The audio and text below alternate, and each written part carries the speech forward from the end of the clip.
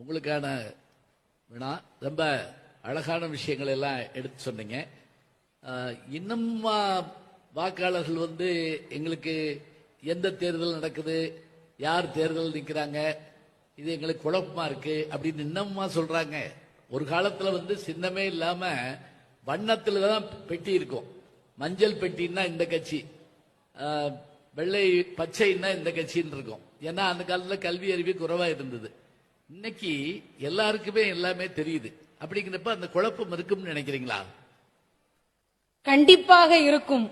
அதற்கு சான்று கண்முன்னே இருக்கிறார் ஐயா சீமான் அவர்கள்.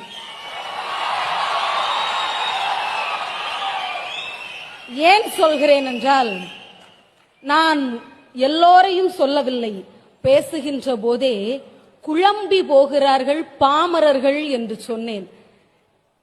சமீபத்திலே தேர்தல் நடக்கிற போது சீமான் ஐயா அவர்களுடைய கட்சி குறியினுடைய சின்னம் சில மக்களால் உணரப்பட முடியாமல் போனதால் பல ஓட்டுகளை தழுவக்கூடிய ஒரு சூழல்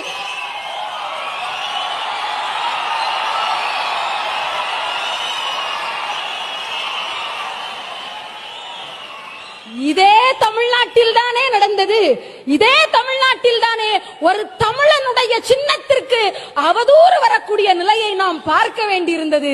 இதைவிட பெரிய சான்று பாமரர்கள் குழம்பி போவதற்கு தேவைப்படுகிறதா?